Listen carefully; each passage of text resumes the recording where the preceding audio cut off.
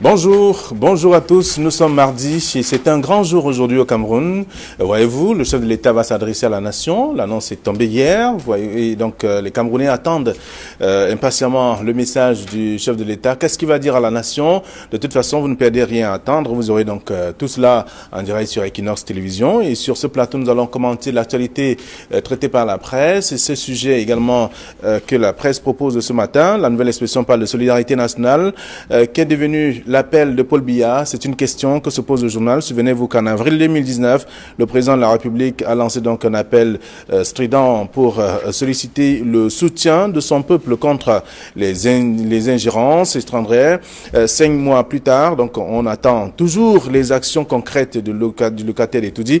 Tout cela à lire en page 2 de ce numéro. Le journal parle également de l'affaire du mouvement pour la renaissance du Cameroun avec le tribunal frappé, qui a frappé finalement le premier vice-président du mouvement pour la renaissance du Cameroun. Mamadou Mota a été donc condamné à 2 ans de prison ferme et on parle aussi de la crise sociopolitique. Coup de gueule du chef Bamendjou, donc à découvrir dans le journal. Le vieux monarque au trône depuis 1954 est donc très remonté par la situation que traverse le Cameroun en ce moment. Je vous invite à lire le journal donc en page 3 pour davantage être informé. Le Messager qui est en kiosque également ce matin s'intéresse à l'ENAM et qualifie l'ENAM donc de caserne d'Ali Baba.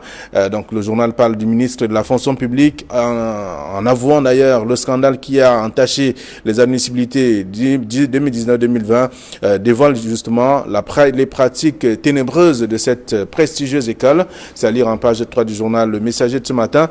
Le même journal parle également de trafic d'ivoire. Le fils d'un ancien ministre Keyi, donc à Yaoundé. On peut lire tout ça en page 7. Le même journal s'intéresse aussi à autre chose, parlant de l'adresse à la nation de Paul Biya. Paul Biya et le discours de toutes les incertitudes après le flot de samedi dernier. Le chef de l'État parle donc ce jour, c'est en page 4 du journal. Le Messager disponible en kiosque ce matin, qui a également d'autres informations aussi. Tribune d'Afrique qui en kiosque parle de logistique ce matin et qui en veut au groupe Bolloré au Cameroun. C'est une question, la suite est à découvrir en page 3. Le journal parle également des rentrées scolaires avec le soutien des élites donc de cette localité, notamment dans le Noun et également c'est avec des déplacés du nord-ouest et sud-ouest qui se retrouvent dans cette partie du pays. C'est à lire dans le numéro Tribune d'Afrique de ce matin. Émergence qui en kiosque parle du climat socio-politique des lecteurs avec ce que Paul Biya dira donc aux Camerounais ce jour. Il va s'adresser à la nation et on parle également de l'ENAM, la honte nationale, tout ce qui s'est déroulé là-bas avec la sortie du ministre de la fonction publique et de la réforme administrative. Le journal qualifie ce geste donc de honte nationale, c'est-à-dire dans le journal Émergence disponible en kiosque ce matin. Le journal Transport Magazine parle également de la rentrée scolaire 2019-2020, cette année en tout cas, parlant également de ce message du ministre des Transports pour la sensibilisation des usagers de la voie publique et surtout des transporteurs pour qu'il n'y ait pas assez de morts comme on l'a souvent observé pendant des rentrées scolaires, c'est-à-dire dans le dossier proposé par Transport Magazine disponible en kiosque, tout comme Camé Presse qui parle donc des terminals à conteneurs de Douala, Bolloré ou alors le port à tout prix, c'est l'autre sujet évoqué par le journal Camé Presse, pratiquement tout un dossier sur cette question. À lire aussi dans le quotidien Le Jour de ce matin, le Cameroun en crise. Paul Biya parle, c'est le grand titre du journal, du quotidien Le Jour de ce matin, qui parle également de Mamadou Mota, condamné, parlant notamment des mutineries à Kondengui, c'est à lire dans le journal. Mutation parle donc de violence en Afrique du Sud, Yaoundé en mode silencieux, c'est ce que dit le journal. C'est à lire également dans le contenu, le dossier proposé par le numéro de ce matin, qui a également d'autres informations. Cameroun Tribune, pour sa part, parle de Paul Biya qui parle à la nation. Selon bien sûr le quotidien, c'est un communiqué qui est donc du directeur du cabinet civil qui a été rendu public hier et c'est à découvrir également dans le journal de ce matin. Le quotidien de l'économie, pour sa part, parle du port autonome de Douala, les offres de certaines structures qui se bousculent et qui veulent simplement prendre la place de Bolloré, qui est là depuis 14 ans selon le journal. Et c'est ce que le journal propose ce matin, tout un dossier sur cette question. On va terminer avec le Populi qui est en kiosque, qui parle de malaise au tribunal militaire également, dans tout ce qui s'est déroulé vendredi dernier, et donc inscrit ou commenté dans le journal. Le Populi, le journal satirique, avec des caricatures que je vous invite également à suivre, à lire et à regarder dans le même journal, disponible en kiosque. Casimir Désiré Tagne, bonjour et bienvenue. Bonjour Flavien, c'est un mardi. les mardis de Casimir qui sont désormais respectés. J'ai emprunté le terme à un de nos téléspectateurs, nos fidèles, qui dit que les mardis de Casimir, les mardis c'est les jours de Casimir à Equinox Télévision. Casimir, Camille Nélé. Bonjour Camille Nélé, bienvenue. Bonjour Fabien, pour moi c'est pas le mardi de Casimir seulement, c'est le mardi de K. Parce qu'il y a Casimir et Camille. Bonjour Casimir Désiré Tagny. Bonjour téléspectateurs d'Equinox Télévision. Très bien. Avec vous, nous allons faire le tour de quelques sujets traités par la presse ce matin. Voyez-vous, la nouvelle expression par la dernière heure, Paul Biya qui s'adresse à la nation, c'est dit septembre 2019 à 20h. L'annonce est donc du directeur du cabinet civil. Il y a d'autres tabloïds qui s'intéressent et se posent donc des questions. Émergence qui parle donc de ce que Paul Biya dira aux Camerounais ce jour. C'est Émergence qui parle ainsi. Et en même temps, la presse, le quotidien Le Jour, parle de Paul Biya par la nation, Cameroun Tribune également. Oui, Cameroun Tribune qui a titré en grande une, comme beaucoup de tabloïds, que Paul Biya s'adresse à la nation. Ce jour, il y a le titre du Messager qui parle du discours de toutes les incertitudes. Moi, non. Je ne dis pas que c'est le discours de toutes les incertitudes, c'est le discours le plus attendu. Donc, il devrait plutôt titrer le discours tant attendu. Donc, c'est un discours que tous les Camerounais attendent. Vous savez que ici, sur ce plateau, nous avons eu l'habitude de dire que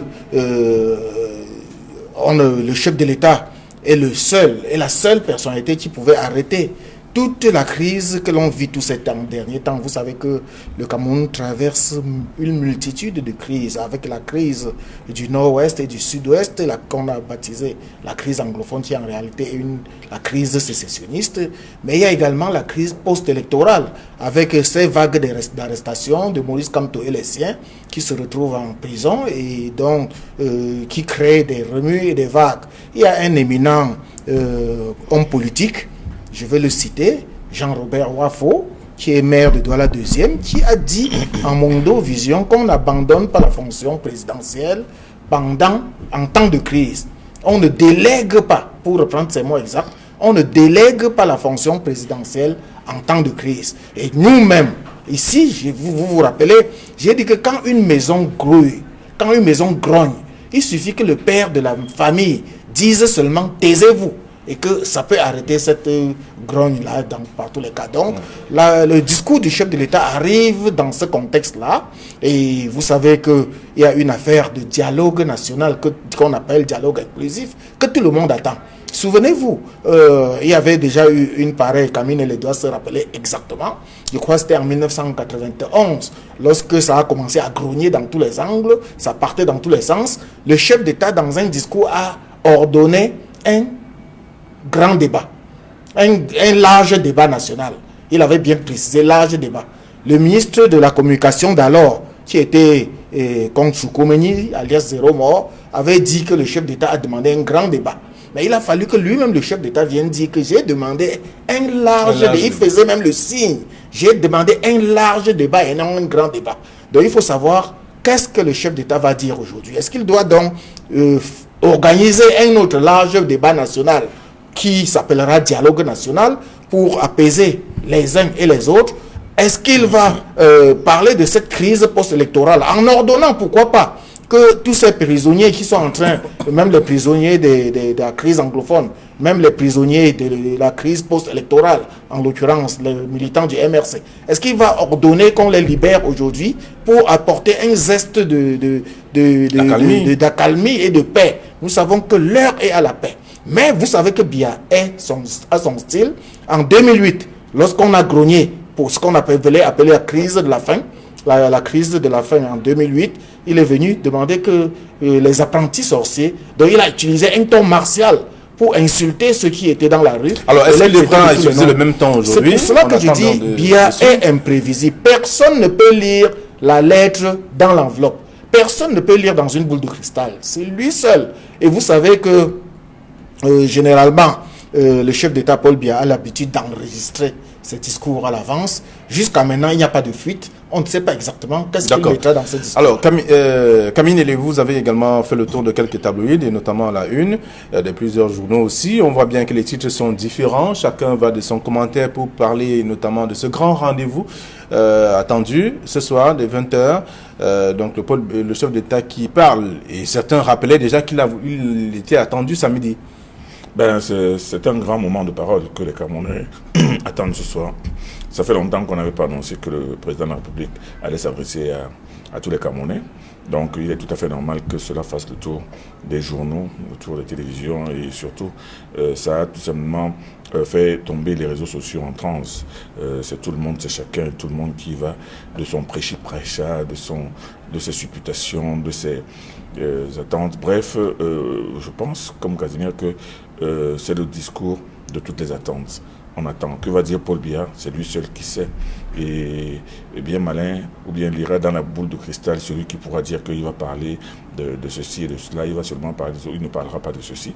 Je pense qu'il a pris suffisamment son temps. Il a aussi tenu compte du fait que les Camerounais s'émeuvent de son silence presque sépulcral, qui fait que lui, il ne parle que 2 fois par an, le 31 décembre et le 11 février. Pendant tout le reste du temps, Paul Biya ne parle à personne. Donc, ce discours d'aujourd'hui a un caractère tout à fait spécial, compte tenu de la situation exceptionnelle qui prévaut dans le pays. Donc, plutôt que de spéculer, plutôt que de nous perdre dans des conjectures, la seule chose qu'il y a, c'est d'attendre tout à l'heure. C'est vrai qu'il y a beaucoup qui souhaitent qu'il parle de ceci, qu'il libère ceci, qu'il libère cela, qu'il procède même à un remaniement ministériel et tout ce que vous voulez. Mais on attend de voir et tout le monde attend. Et surtout la substance de ce discours tant attendu par tout le monde. Donc moi je pense que plutôt que de chercher à philosopher ou à jouer les devins, attendons tout simplement 20 heures. C'est demain que les commentaires suivront. Mais Camille, il a passé, la presse a également évoqué qu'il a passé pratiquement un mois dans son village natal en Vomeka, à travailler au quotidien, trouver des solutions sur les différentes crises qui secouent le Cameroun et également voir s'il y a moyen de renouveler également le gouvernement. Tout cela rentre dans des spéculations également qu'on lit partout, dans la presse et même dans les réseaux sociaux. Quand vous dites qu'il a passé un mois en Vomeka, les autres 11 mois, il les a passés où? Vous savez très bien qu'il est en permanence à Vomeka. Vous savez très bien qu'il n'arrive à Yaoundé que de façon fonctionnelle, mais que la plupart du temps, c'est dans son village. Donc ce n'est pas un mois spécial, un mois sabbatique qu'il a passé. Tout ce qui se passe au Cameroun, il est informé de tout ce qui se passe au Cameroun tous les jours, sans être forcément présent à Yaoundé. Et vous savez très bien que quand il arrive à Yaoundé, ça se sent. Quand il quitte Yaoundé, ça se sent. Mais le reste du temps, ce n'est pas fort, parce qu'en dehors des voyages privés, de courts séjours privés, le reste du temps, il est en Vomeka. Donc, s'il y a des choses à faire, tout ce qu'il aura à dire tout à l'heure, il est en train de le préparer depuis suffisamment de temps. Il a certainement jugé que le moment est venu de s'exprimer, parce que tout le monde attend qu'il parle. Il va parler, c'est tout. Mais il comprendra qu'il aura compris tout de même que les Camerounais attendent un peu plus sa parole, ils attendent un peu plus sa proximité et la manifestation de sa proximité avec le quotidien des Camerounais et surtout avec leurs attentes. Casimir Désiré Tagné, on retient simplement que le chef de l'État parle à la nation ce soir. Oui, mais vous savez que le chef d'État a l'habitude de parler le 31 décembre et le 10 février. Le 31 décembre, c'est le discours à la nation, toute la nation, et le 10 février, c'est le discours à la jeunesse par rapport à la fête du 11 février. Donc si le chef de l'État doit s'adresser un 10 septembre, ça donne encore un caractère très spécial à ce discours-là. Mais nous disons que quand bien même le chef de l'État se serait adressé à la nation comme il doit le faire ce soir, nous pensons que c'est une étape de ce qu'on attend de lui. Il y a une deuxième étape. Le chef de l'État, Camille l'a dit tout à l'heure sans entrer dans les détails, le chef d'État doit manifester sa proximité avec sa population. Le chef de l'État doit prendre ses 2 pieds pour aller dans les régions en crise, notamment le nord-ouest et le sud-ouest. Donc après ce discours, il doit encore faire un deuxième pas.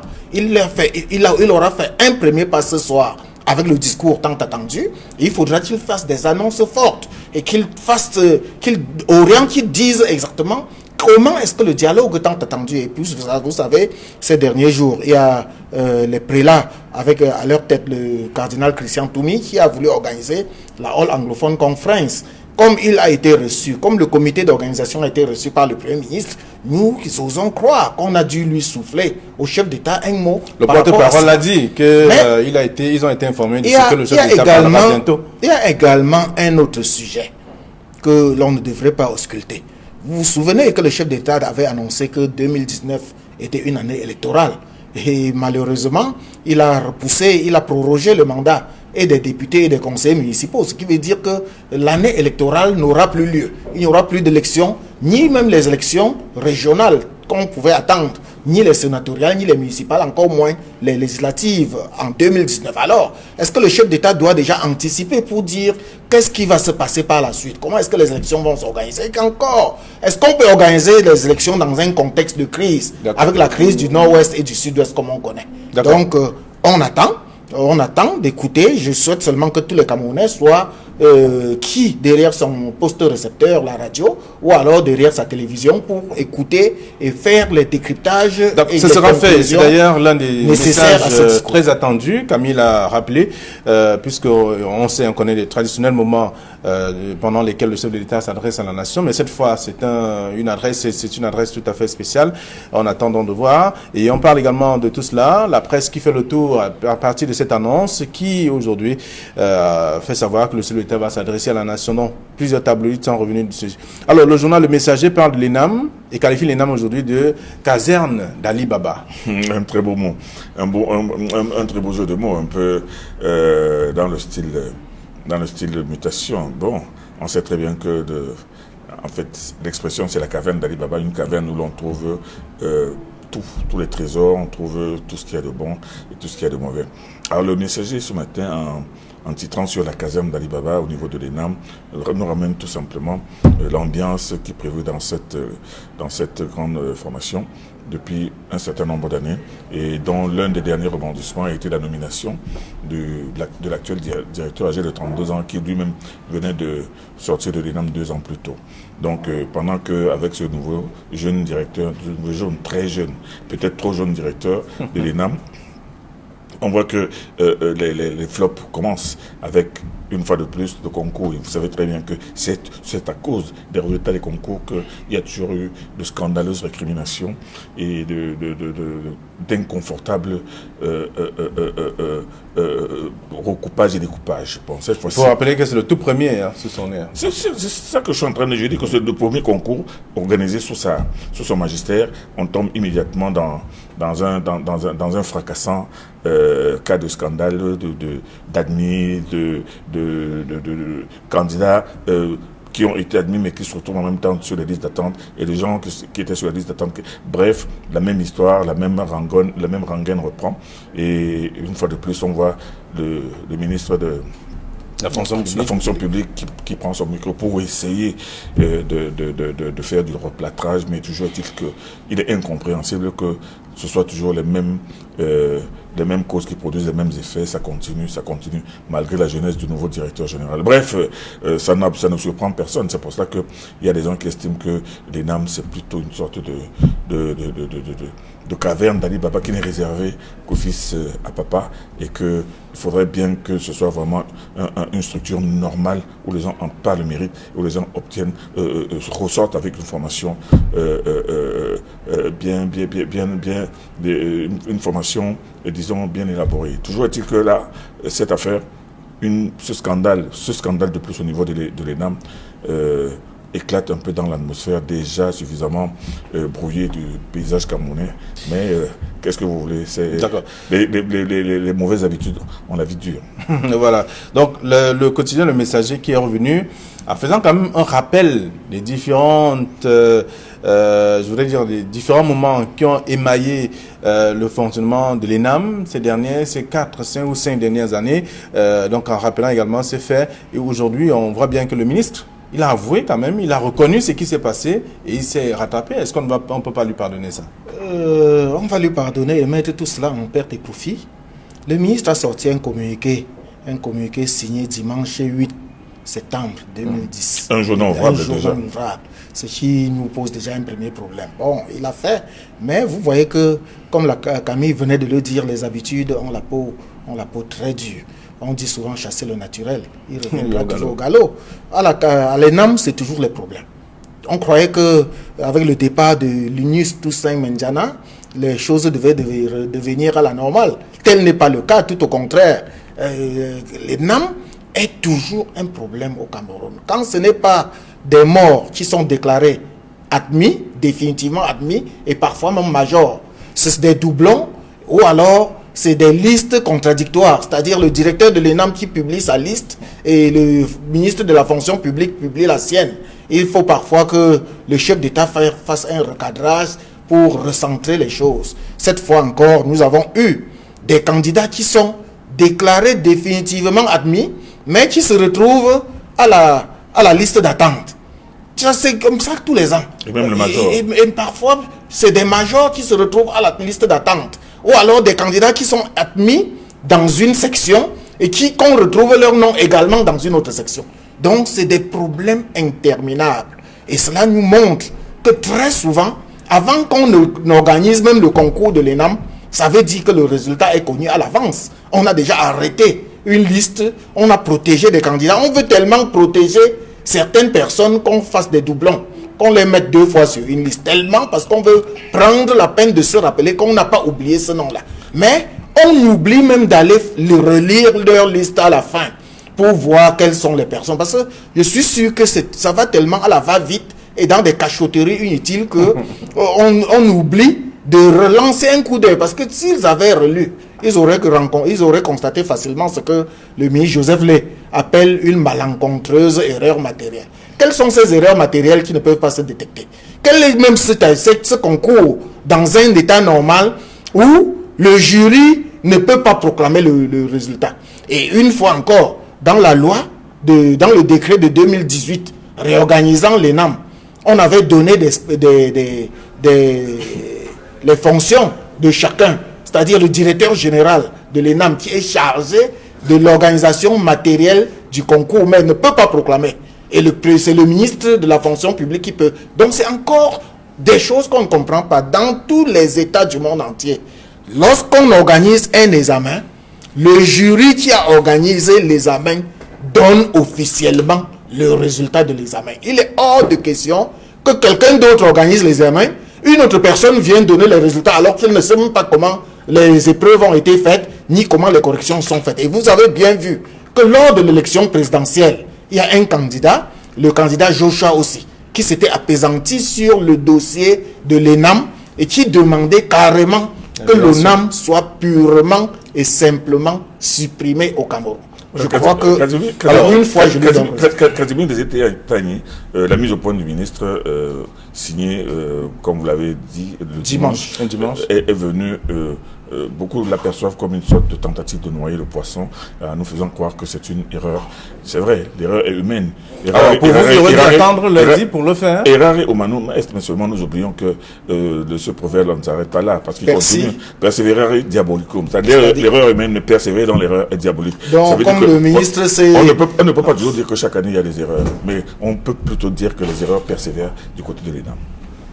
Alors, donc, c'est ce qu'on peut découvrir dans le journal Le Messager de ce matin, parlant de l'ENAM, qui qualifie l'ENAM, justement, de caserne d'Ali Baba. Vous aurez à parcourir l'article en page 3, même si on parle quand même, on sait que le ministre a reconnu ce qui est arrivé.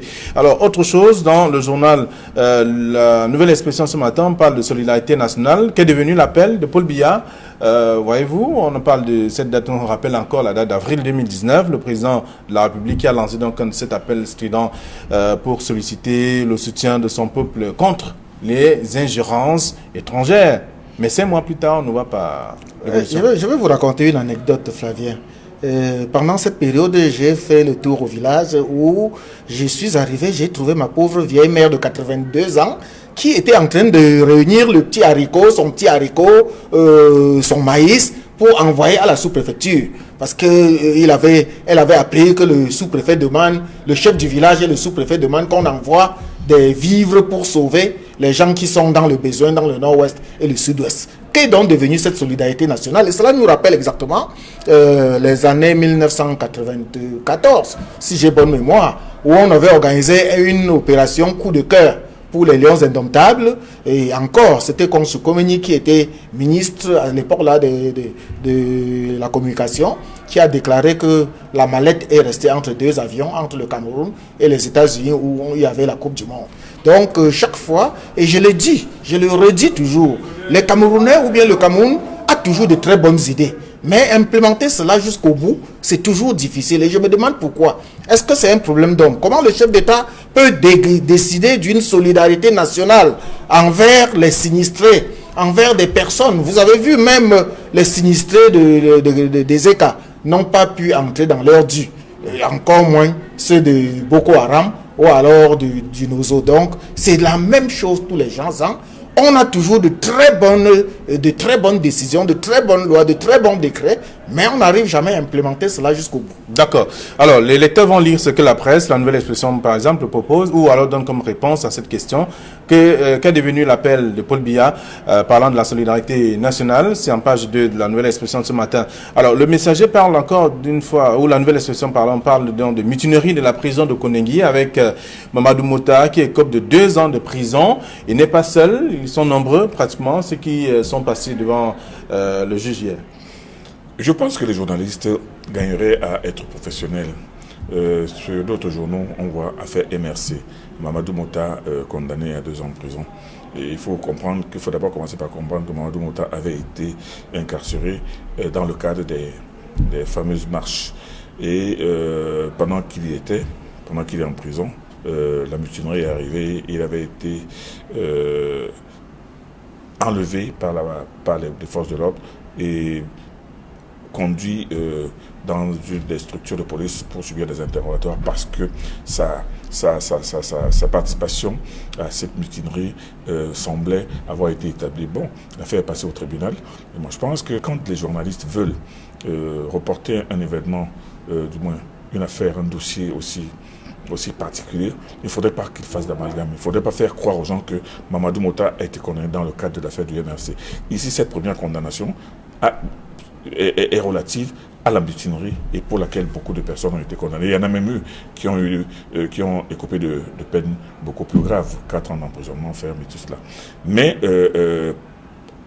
dans le cadre spécifique de la mutinerie, Mamadou Mouta a été condamné. Maintenant, il reste toujours prévenu dans le cadre de l'affaire MRC qui passe devant un tribunal militaire où il n'a pas encore été condamné. Il faut donc que les journalistes cessent d'entretenir l'amalgame et de ne se contenter que de commentaires au lieu de faire des comptes rendus d'audience. Parce que le compte rendu d'audience, c'est ce que nous avons appris. Vous entrez dans une audience, vous dites ce que vous avez entendu, vous dites ce que vous avez vu, et maintenant vous faites l'article. Le commentaire, c'est après. Malheureusement, aujourd'hui, dans des dossiers comme cela, c'est le commentaire qui commence et maintenant les spéculations qui se poursuivent.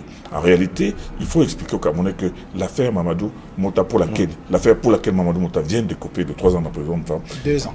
2 ans d'emprisonnement est relative à la mutinerie. Donc, le juge a estimé que il était coupable des faits qui lui étaient reprochés. Mais ce n'est pas fini. Il a toujours la possibilité de faire appel.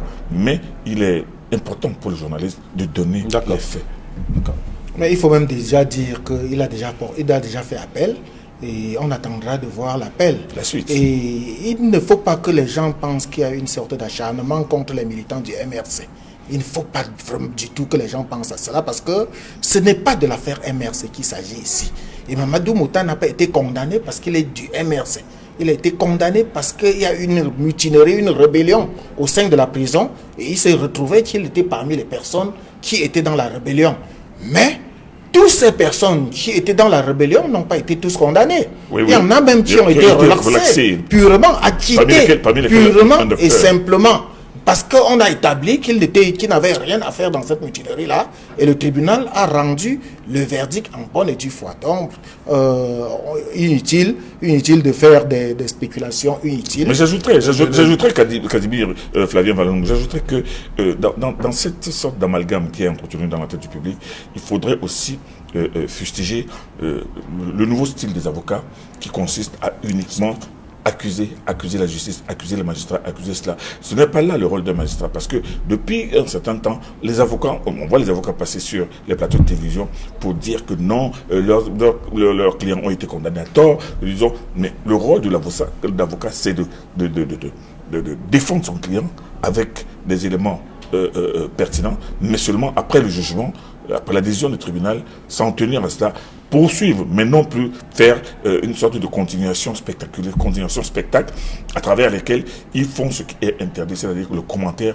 d'une décision de justice. Moi, je pense que cette déviation des avocats, il faut la condamner, parce que si des avocats condamnent un certain nombre de choses qui les empêchent de faire leur travail, il faudrait aussi qu'ils reconnaissent qu'ils en font un peu trop sur le plan médiatique, notamment en fustigeant de façon injuste et pratiquement illégale les décisions de justice et les procédures judiciaires. Ok, on va laisser vous risquez, Camille, vous risquez là de porter sur votre chapeau toute la milice ou alors les militants du MRC qui, ces derniers temps, sont en train de développer une plaidoirie. Si vous ne dites pas que le tribunal militaire est incompétent, vous êtes l'ennemi à abattre. Si vous ne dites pas que le professeur Maurice Kamto a été élu, vous êtes un homme à abattre. Donc quand vous le dites comme cela, et c'est ce qui est en train d'arriver à l'ancien bâtonnier Charles Tchunga, parce qu'il a fait des démonstrations en tant que pénaliste, en tant que procédurier, en tant qu'avocat, pour démontrer qu'un avocat n'a que le rôle de défendre son client partout où il est.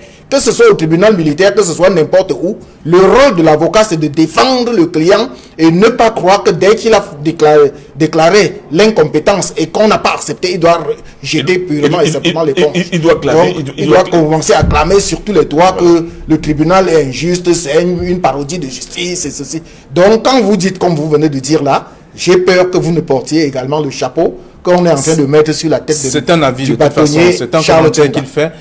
Chacun est libre en tout cas de dire ce qu'il pense, tout comme c'est ce qui nous regarde, parce que c'est à partir de ce qui est contenu dans la presse que vous faites des commentaires sur ce plateau, bien entendu. Exact. Alors donc le journal revient et parle donc de cette condamnation de Mamadou Mota, qui est le vice-président du mouvement pour la renaissance du Cameroun. Les téléspectateurs vont lire également, et même les lecteurs vont lire ce qui est contenu dans le journal.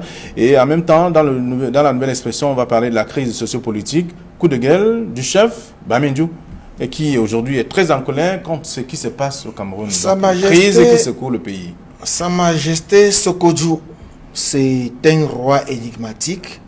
C'est le plus vieux roi au Cameroun, parce qu'il est roi des Bamindou depuis 1954. Ça veut dire qu'il a vécu tout ce qui s'est passé au Cameroun de 1954 à 2019.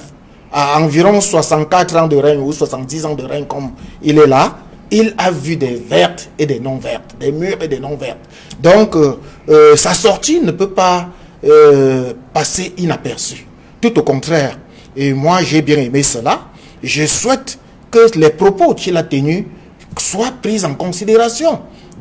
Les propos de sages. Vous savez que les hommes de cet État, qui ont plus de 100 ans, leur parole est sacrée. Et vous voyez que Sokodjou Jean Rameau, jusqu'à maintenant, refuse de se mouler dans le moule d'un parti politique. Il ne veut être ni de l'opposition, ni du parti au pouvoir. Il garde sa neutralité. Et il rappelle aux uns et aux autres qu'on a jugé. On a jugé les anciennes personnes telles que Ernest Wandier, Dormo et autres. On a même fusillé certains. Qu'est-ce que ça a rapporté au Cameroun? Ça, c'est la grande question qu'il pose. Il demande donc de multiplier des scènes d'apaisement pour ne pas tomber dans les mêmes travers. Des travers qui ne nous apportent absolument rien. Et lorsque cela vient d'un chef supérieur comme Sokodjou Jean Rameau, je crois qu'il faudrait que les uns et les autres en tiennent compte. C'est un sage qui parle. C'est un sage qui parle, mais c'est un sage qui a vécu d'abord le maquis, l'ambiance du maquis dans l'Ouest. Et quand j'entends parfois certaines personnes, et même certains prétendus historiens, qui présentent le maquis comme une sorte de combat héroïque où il n'y avait que des preux chevaliers qui étaient en train de lutter pour l'indépendance, alors qu'il y a des milliers de villageois qui ont été tués, qui ont été assassinés, des milliers de jeunes femmes qui avaient été emmenées en brousse pour servir d'esclaves sexuels.